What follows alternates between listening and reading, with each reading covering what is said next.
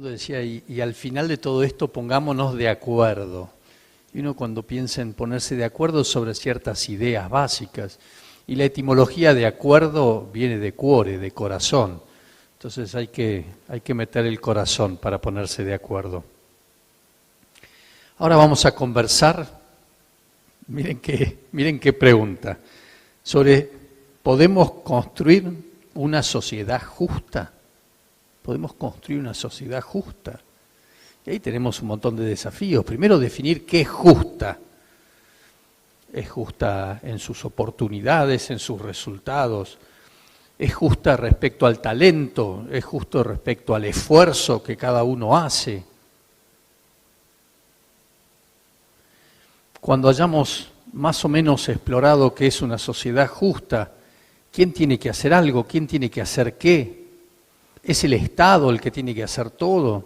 ¿Qué podemos hacer los individuos? ¿Dónde está la corresponsabilidad del individuo, de las organizaciones, de las empresas? Y yo creo que ahí se va perfilando, y lo vamos a ver a lo largo del día y mañana, cómo se está ampliando el rol de las empresas para contribuir a ese objetivo. Y después tenemos que entender el rol del tiempo. Salir de la situación que estamos nos va a llevar décadas. Entonces, respecto de la justicia, ¿qué tiene que ser hoy, ahora? ¿Y qué tenemos que tener la paciencia y la determinación para ir construyendo el desarrollo que nos permita mejorar la situación de tantos Ramones que hay en el país?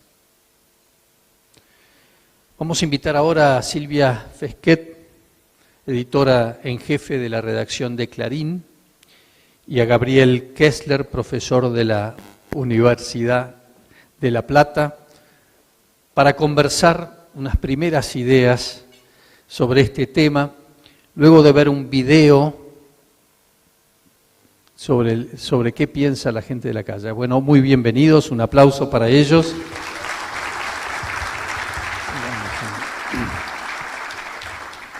¿Qué es para vos un país justo? Que uno tenga la libertad de hacer lo que quiera, lo que pueda decidir sin que otro imponga una obligación sobre uno. El que tenga igualdad de oportunidades. Yo tuve la suerte de nacer en la casa que nací y fui a una escuela y pude, no sé, estudiar lo que quise porque mis padres pudieron dármelo. Es aquel que no solo se ocupa de los jóvenes, sino que se ocupa de la gente de 50 para arriba. Buen juego entre los distintos poderes. No solo la justicia independiente, sino un Congreso comprometido y controlado por el Poder Ejecutivo y por la justicia, y un Poder Ejecutivo que tenga que rendir cuentas constantemente de lo que esté haciendo. Yo tengo amigos y conocidos que se recibieron de la universidad pública y hoy en día están ejerciendo un puesto de trabajo donde ellos puedan estar tranquilos y donde puedan estar brindando trabajo a otras personas. En un país justo no debe faltar la justicia, la libertad, la seguridad, el acceso a la educación, la previsibilidad.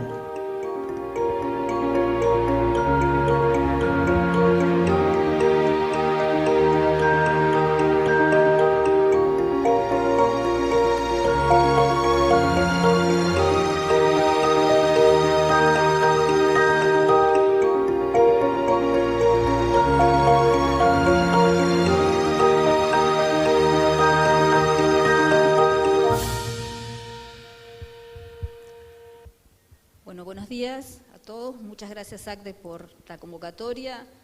Bueno, creo que hemos visto dos videos muy reveladores con un denominador común en cuanto a las cifras y las historias del primero, básicamente, que dan cuenta de una exclusión, la desigualdad, una serie de variables, digamos, a los que nos hemos ido, digamos, acostumbrando y que muestran un panorama bastante desolador. Por otro lado, los estudiosos dicen que las desigualdades han sido una constante a lo largo de la historia, solo superadas y por periodos muy breves a partir de situaciones muy límites como guerras, catástrofes o revoluciones. Teniendo en cuenta todas estas circunstancias, ¿dirías que no hablar de optimismo ni mucho menos, pero algún lugar para la esperanza, algo para rescatar en medio de este panorama tan negro. Sí, bueno, buenos días y muchísimas gracias por la invitación, la verdad que es un gusto estar aquí. Yo creo que tenemos el deber de ver algunas de las cuestiones positivas que han pasado en las sociedades latinoamericanas y en Argentina para, como se dijo en varias de las alocuciones previas, salir un poco de la coyuntura que por supuesto no nos autoriza al optimismo. Lo primero es que si uno mira con cierta distancia, desde mediados del siglo XX, los factores demográficos, por ejemplo, el aumento de la esperanza de vida en América Latina y en Argentina fue muy importante. A mediados del siglo XX la esperanza de vida era 52 y nosotros estamos en un nivel de esperanza de vida similar a los países de Europa. Y vivir es un primer derecho y, por supuesto, una primera cuestión. Contra viento y marea, con las crisis y todo lo que hemos vivido, América Latina y Argentina ha sido exitosa en el aumento de la cobertura educativa a nivel primario, secundario y universitario. Hay casi una revolución en términos de lo que era la población universitaria en 1970, en América Latina era 1.600.000 personas, ahí hay 20 millones. Y eso se ha hecho en los lugares más pobres, se ha visto en el video, es una demanda de la sociedad que cuando llega a un nivel quiere un nivel más alto, lo vemos en la expansión de universidades en zonas periféricas de Buenos Aires, como también otras provincias, y también lo vemos en una paridad de género y un aumento de más mujeres que hombres en el sistema educativo, lo cual no era un tema hasta hace poco. En términos de salud también hemos mejorado en casi todos los indicadores de salud, en lo que sea, en mortalidad materna, mortalidad infantil, etcétera, digo, a lo largo del tiempo. Por supuesto, todo esto tiene su contraluz, perduran desigualdades, nuestros gastos en casi todos los indicadores son, o sea, nosotros tenemos, comparado a otros países de la región, un desempeño un poquito peor, es decir, empezamos un poquito mejor, terminamos menos bien que otros países y más caro, o sea, entonces tenemos un desempeño complicado. Y tenemos otra noticia que puede ser aprovechable, que es que no tenemos un crecimiento urbano importante, no tenemos mucha migración rural urbana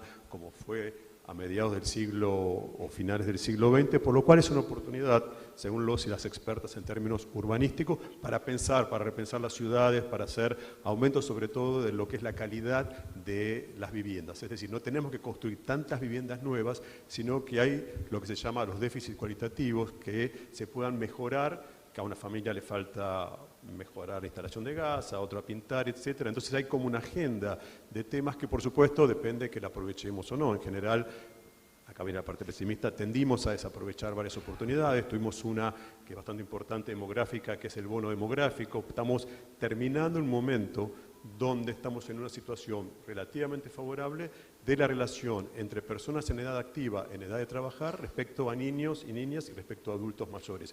Y eso fue para muchos países, sobre todo de los tigres asiáticos, el momento de invertir en esas generaciones para dar el salto tecnológico. Estamos terminando nosotros, nos quedan unos 15 años, pero tenemos oportunidades, dependerá que las aprovechemos o no. En general no las aprovechamos mucho, perdón el toque pesimista, pero... Gabriel, has hecho un recorrido por algunas variables, digamos, optimistas, un costado positivo, digamos, dentro de una... Nos habíamos puesto de acuerdo. En la que estamos inmersos. Nos toca un poco. Ahora, tomando un poco lo que es el eje de esta mañana, si hablamos de una sociedad justa, imagino que si interrogamos a los distintos sectores, para cada uno el concepto de justa puede ser diferente. Imagino también que habría que buscar algunos consensos, algunos puntos básicos en los cuales ponernos todos de acuerdo para, por lo menos, empezar a trabajar en pos de esta justicia dentro de la sociedad. ¿Cuáles serían esos valores básicos en los cuales sí habría que lograr consenso más allá de intereses sectoriales? Sí, en el caso argentino, comparado a otros países de América Latina, cuando uno ve valores generales, queremos igualdad, queremos que la gente tenga acceso a servicios, hay consensos. Hay consensos que la educación tiene que ser pública, que la gente tiene que tener derecho a la salud, que la gente tiene que tener derecho a un ingreso mínimo, cosa que si uno mira Argentina y América Latina en 1999, eso no era. Pero sin duda hay ideas diferentes, yo no concuerdo con alguna, la gente no concordaba antes en el video, yo posiblemente no esté de acuerdo con Fernando sobre que la sociedad requiere sacrificios indispensables, y creo que lo que han logrado algunas sociedades es salir de la idea de los congresos, de los consensos generales, que en general son declaraciones de buenas intenciones que nos dejan tranquilos pero que quedan ahí, y pasar a consensos específicos sobre cada tema que tengan como tres cuestiones. Uno, por ejemplo, sobre educación. ¿Cuál es una definición de ciudadanía social que sea aceptada por los distintos sectores? Esa definición de ciudadanía social va a implicar un tipo, por ejemplo, de cobertura y de calidad, algo que se abrazó. Eso en general se transforman en derechos medibles, y de medibles en el sentido de brechas, son brechas que se tienen que ir poniendo como objetivos a medianos plazos, y también algo que seguro va a hablar Agustín Sablia después, eso también tiene indicadores que se han desarrollado en el mundo, que son la idea de pobreza multidimensional. La idea de pobreza multidimensional muestra distintas cuestiones, salud, educación, acceso a derechos, etcétera, muestra cuál es un piso mínimo, que son consensos finalmente técnico-políticos, las sociedades se ponen de acuerdo sobre cada tema y van mostrando cómo uno va avanzando o no para poder medir, para que no sea solo producto de la subjetividad o de la postura de uno y otro. Y yo creo que eso es, no lo inventé yo, digo, creo que esa es una manera de empezar consensos con cada término. Países de América Latina, como Chile, de alguna manera Colombia, etcétera, que están avanzando en unir intenciones con formas de medir, van en esa dirección. Fácil decirlo, difícil hacerlo. Como siempre digo, si fuera tan fácil, ya lo hubiéramos hecho. Estaba pensando en la polarización brutal, digamos, que hoy atraviesa nuestra sociedad y que es transversal, que va más allá de candidaturas o de partidos políticos. Me parece que hay una polarización que ya está permeando absolutamente en todos los estratos. ¿Cómo se hace desde esa polarización para alcanzar estos consensos básicos que estabas diciendo? Justo yo estoy trabajando sobre polarización en las sociedades latinoamericanas. La pregunta es si las sociedades están polarizadas más allá de las élites. Y que vemos, a ver, 3 o 4 cuestiones. Una, aunque nos parezca sorprendente, para parte de la literatura politológica, la polarización tiene un aspecto positivo que hace que la gente se interese más por la política. El problema que estamos viendo en América Latina, que en general la gente que está entrando a la política entra ya muy polarizada, entra por odio o por mucha enemistad con el bando contrario, ¿no? Entro porque detesto a tal, porque detesto a tal. Entonces ya esa forma de politización es bastante nociva para la sociedad. Segundo, pensemos en Argentina. No podemos decir que la polarización es nueva. Cuando uno ve las antinomias tradicionales, peronismo, antiperonismo, digamos, no necesariamente es nueva. Lo que sí está pasando es que hay un grado mayor de penetración en la sociedad, de los medios de comunicación, etcétera. Entonces hay mayor presencia de lo que se llama polarización afectiva. ¿Qué es la polarización afectiva? Es pensar que el otro, la otra, es mucho más diferente ideológicamente de lo que realmente es, y sobre todo que está teñido de una gran afectividad negativa hacia el otro, hacia el grupo contrario. Y eso dificulta que algo que el otro grupo diga y que yo puedo estar de acuerdo, por el hecho que lo diga el otro, ya voy a estar totalmente contrario. Y eso es una gran dificultad para los consensos, porque aparte los sistemas presidencialistas con balotage tienen incentivos a la polarización. En un momento te conviene polarizar, porque sabes que los tibios, de un lado o del otro, van a estar con vos. Entonces, hay muy pocos incentivos en los políticos para pasar por la polarización. Y es raro, porque cuando vos ves las encuestas, nadie quiere una sociedad polarizada, pero en el momento de la decisión, nosotros haciendo trabajo en Brasil, grupos focales con votantes de Bolsonaro, contrarios, negativos. En el momento sí, bueno, ¿volverían a votar? Y la verdad que sí. Entonces, ahí hay un problema, y Argentina está polarizada abajo, en la sociedad, y también en la élite. Y eso dificulta, ¿no? Porque hay menos polarizado que Brasil, pero hay una polarización, sobre todo en relación al Estado. O sea, el gran tema de polarización no es tanto temas culturales ni de género, es sobre todo en torno al lugar del Estado. Es lo que estamos viendo en investigaciones, es si el Estado me protege o el Estado está transformándose en un impedimento para el desarrollo. Yo creo que y más después de la pandemia, el eje está sobre todo en la cuestión económica distributiva. Una cosita respecto a polarizaciones y a dificultades, ¿no? Una encuesta reciente indicó que el 80% de la gente siente que la clase dirigente, incluyendo políticos, sindicalistas, etcétera, goza de privilegios, y hay una asociación directa e inmediata de esos privilegios con la corrupción. Pensando en crear una sociedad más justa, ¿cómo juega esta percepción, digamos, de la sociedad? Sí, lo que nosotros estamos viendo en Argentina y en el resto de los países de América Latina que estamos estudiando, es Argentina, Brasil, México, Colombia y El Salvador, es que hay un creciente sentimiento anti-élite. Cuando decimos un crecimiento anti-élite, esto puede tener distintas variaciones de acuerdo al país. En un país, por ejemplo, gobernado por gobiernos, llamémosle de centro izquierda o de izquierda, la élite puede ser vista como justamente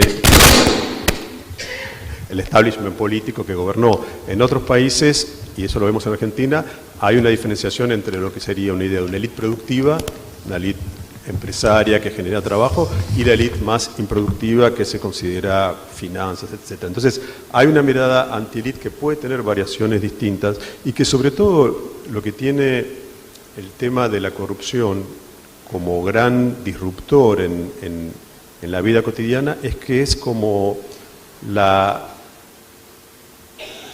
destrucción de la idea del esfuerzo, la idea de que el esfuerzo, el mérito, etcétera. La corrupción es algo que rompe esta idea de un trabajo duro, esfuerzo, etcétera. Algo como que hace un atajo frente a eso. Entonces, cuando uno ve, nosotros hacemos análisis sobre ideología de algún modo, es que la idea de la crítica a la corrupción se relaciona también con una valoración del esfuerzo, del mérito, etcétera. Entonces es mucho más que solamente la crítica a un determinado gobierno, sino también es una gran desazón frente a algún tipo de idea de con el esfuerzo puedo lograr algo. Pero sí yo creo que es un tema central, es que hay una creciente impaciencia de las sociedades latinoamericanas con las élites, lo que, repito, lo que en cada uno y en cada grupo político a veces vemos lo que es élite, ¿no? No piensa lo mismo un partidario de un gobierno, de un partido otro, pero eso hace que hay una alta impaciencia y una alta variabilidad política. Está mostrado que los ciclos de estabilidad política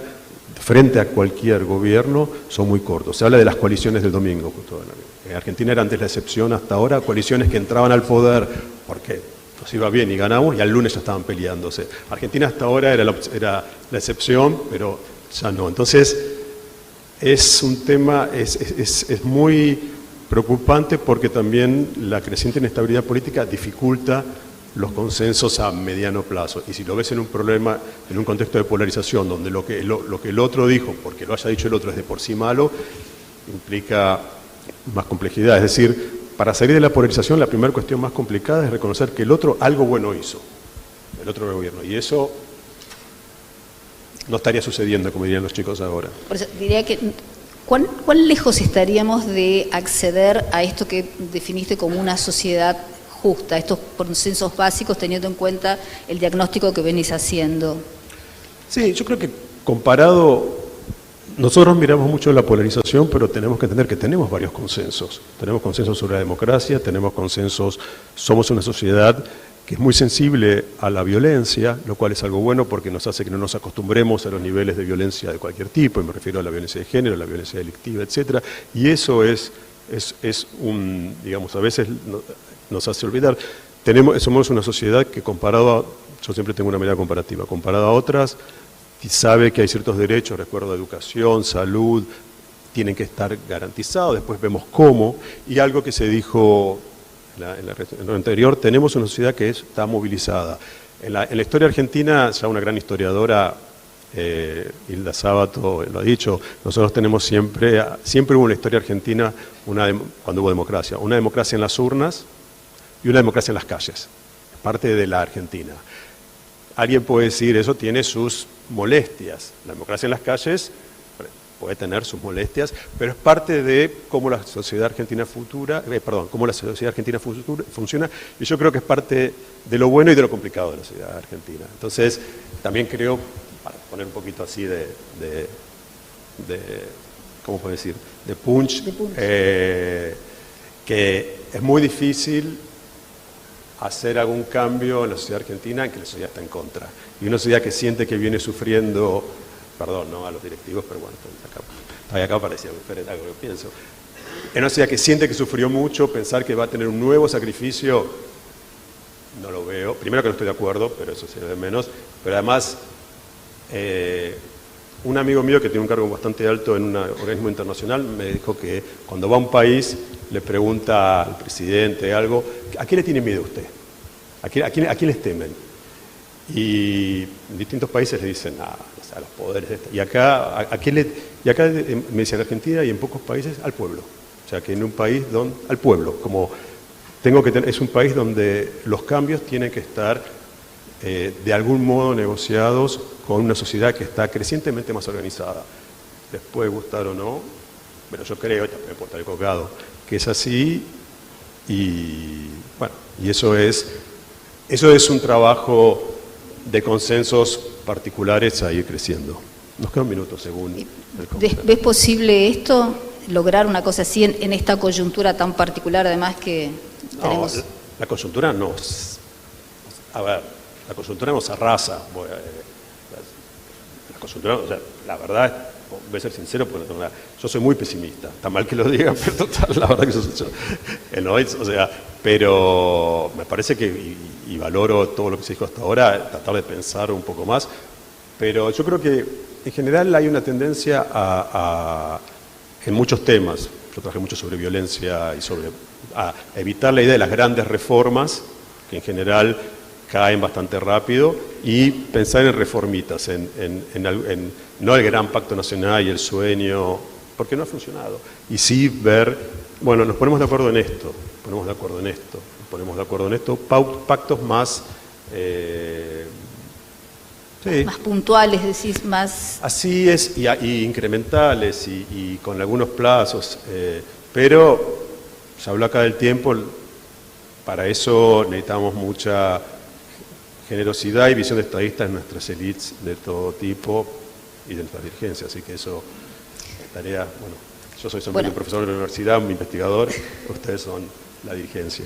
Dice que hace poco menos de 60 años, cuando Cantinflas, ¿no?, el popular cómico mexicano, estuvo de visita en la Argentina, dice que antes de volver a México dijo que Argentina era un país poblado por millones de habitantes empeñados en hundirla y que hasta ahora no lo habían logrado. No, veamos. Yo creo que hay que evitar si el discurso. Sí, yo no quiero terminar con una nota pesimista, pero yo a veces siento, pero bueno, que si uno mira desde la restauración democrática, yo lo digo medio en chiste, medio en serio, que la verdad que el país, me da pudor decirlo y no lo quería decir, pero que el país fracasó en muchas cosas, a nivel, si yo miro pobreza, inflación, etc. Pero la sociedad no, para mí comparativamente... ¿Y cuál sería ese diferencial? Si yo miro comparativamente la sociedad en términos, es una sociedad más abierta, más plural, con todos los problemas que tenga, estoy de acuerdo, en términos educativos, la inclusión educativa aumentó, es menos racista que otras de América Latina, no acepta, o sea, comparativamente yo creo que la sociedad ha hecho un trabajo de memoria sobre la dictadura militar, y un trabajo que ha pensado, una sociedad que ha trabajado sobre sí misma, y yo no estoy de acuerdo, no siento que no nos importe la pobreza, estamos todo el tiempo, digo, el tema está mucho más que en otros países, el tema, yo creo que es una sociedad que trata de experimentar, como se ha dicho antes, Micaela, que tiene organizaciones sociales, que trata de experimentar, pero... Qué paradoja, una sociedad mejor con un país que va peor, ¿no? Puede ser, sí. Digo, repito, mi mirada es comparativa, no todo es subóptimo, nada es pero yo creo que ahí hay ciertas cuestiones en los cuales basar cierto optimismo, además porque si tenemos siempre un discurso decadentista de que todo es un desastre, el que viene 4 años después también va a decir que todo fue un desastre, estamos siempre, o sea, la no acumulación de nuestro país, en todo sentido me refiero, es uno de nuestros grandes dramas, no acumular, uno ve países como Chile, bueno, avanza más, es más conservador, avanza más despacio, pero va acumulando, pero en general hace que, por ejemplo, en 1980 había casi un 40% de población viviendo en villas de asentamiento y hay un 4%, y nosotros no, o sea, entonces hay una acumulación que hace que no siempre estás yendo y volviendo para atrás. Terminamos con algo optimista, te dejo a vos. Se nos acabó el tiempo, así que estamos usando, ya tenemos, ya nos vamos. Sí, bueno, te pido un cierre, juntando un poquito todos estos elementos que diste que permitirían tener, bueno, algo de esperanza, digamos, a partir de esta sociedad que ha ido mejorando. Yo creo que nos importa, creo que esto, que ustedes estén acá un día tan complicado, que todo lo que se ha hecho hasta ahora muestra que gran parte de la sociedad argentina sí le importa lo que pasa. Yo creo que a la Argentina, a los argentinos y a las argentinas, le importa lo que le pasa al otro. Yo no estoy tan... Le importa... Quizá no hace todos los esfuerzos, quizá no pone todo el dinero que tendría que hacer, pero lo hace. Voy a decir una sola cuestión, por ejemplo, ya que estamos. El impuesto extraordinario a la riqueza, digo, para poner un poco de... fue el único país que lo puso en América Latina, y me decía gente, y se pagó. Quiero decir que aún algo que levantó, por supuesto, imagino que muchos de los que estaban acá no están de acuerdo, pero se pagó. Quiero decir que hay una sociedad que... Y está bien, tenemos una evasión enorme, somos el país que tiene más dinero afuera, pero quiero decir, yo no tengo una mirada tan negativa sobre las argentinas y los argentinos. Creo que hemos hecho un trabajo en un país, la verdad que medio tremendo, para decirlo con toda sinceridad, pero creo que hay lugar, hay cosas, hay que mirar las cosas, no mirar las cosas buenas, sino los activos que tenemos para de ahí ir avanzando. Pero estamos en días difíciles, en años difíciles. Pero igual como Cantinflas no vamos a hundirla todavía. ¿Cómo? Como decía Cantinflas, todavía no vamos a lograr hundirla tampoco en los próximos... No sé, yo la verdad que no sé. Pregúntale al ministro de Economía. No sé, eso es sociólogo. No te animás a tanto. Soy sociólogo además, no soy economista. Nadie sabe, la verdad que nadie sabe mucho qué hacer, ¿no? Pero bueno, eso es. ¿Y de la pandemia salimos mejores, como pronosticaban tantos? No, de la pandemia salimos de la pandemia, yo creo que una cosa, llamémosle positiva, es que hay algo que se dijo recién. Yo coordiné el primer informe que se hizo, apenas fue el ASPO, me pidieron del CONICET y para el Poder Ejecutivo como investigador, de coordinar a nivel nacional muy rápido un assessment de cómo estaba la sociedad en los sectores más pobres para preparar la pandemia, y me acuerdo que tenemos que hacer rapidísimo. Me acuerdo que dijimos, esto no se va a sostener, y sin embargo se demostró que, como se dijo recién, las organizaciones sociales, los movimientos lograron que la situación social se mejore, y ahí se vio que hay, y lo está viendo bastante gente que está estudiando, como que la sociedad se vio que tiene una fuerza muy importante. El tema, y con esto termino, hay un tema que sí está bueno estar atento, que la pandemia mostró en toda América Latina un concepto que no estaba tan presente en nuestros trabajos sociales, que es la idea de retroceso social. En muchos, cuando empezamos a trabajar en un libro sobre el tema, veíamos informes sobre salud, educación, vivienda, etcétera, y en muchos aparecía retroceso social o setback, y mostraba que la pandemia en un año se habían perdido, por ejemplo, 10 años en acceso a inclusión educativa, 15 años en acceso a autonomía financiera de las mujeres, 12 años en términos de indicadores laborales. Entonces, sin tener una cuestión determinista, depende de las políticas que se hagan, pero sí estar atentos y atentas que muchos de esos retrocesos sociales van a tener un efecto a futuro. Ahí, y con esto termino, porque sé que a todas y todos nos preocupa la educación, se habla del efecto cicatriz, que es cómo determinada pérdida de calidad de acceso y un aumento que hubo de la exclusión educativa va a tener un efecto, puede tener, depende de lo que hagamos, un efecto futuro en la menor empleabilidad y menor ingreso de sectores más bajos. Y también hubo, con esto termino, una cosa bastante preocupante que empezamos a ver ahora fuerte en Argentina, una exclusión acelerada de población de edad media del mercado de trabajo de 45 en adelante, que frente al teletrabajo en muchos casos las empresas consideraron que no se iban a poder adaptar. Entonces hay como lo que se llama una obsolescencia acelerada de una parte del mercado de trabajo y mucha expulsión de mujeres del mercado de trabajo, muchísima expulsión de mujeres del mercado de trabajo, que también lo que se vio fue un aumento de la carga de trabajo doméstico de las mujeres. Entonces hay también un temor a una disminución de ciertos avances que había habido en términos de género. Entonces hay que estar atentos sobre todo y los que estamos en esos temas, a lo que se llama el retroceso en indicadores que venían mejorando contra viento y marea, y ahí te muestra una cosa que es obvia, que es lo difícil que construir y lo fácil que es, ¿no? Que salga por los aires. Eso es choqueante.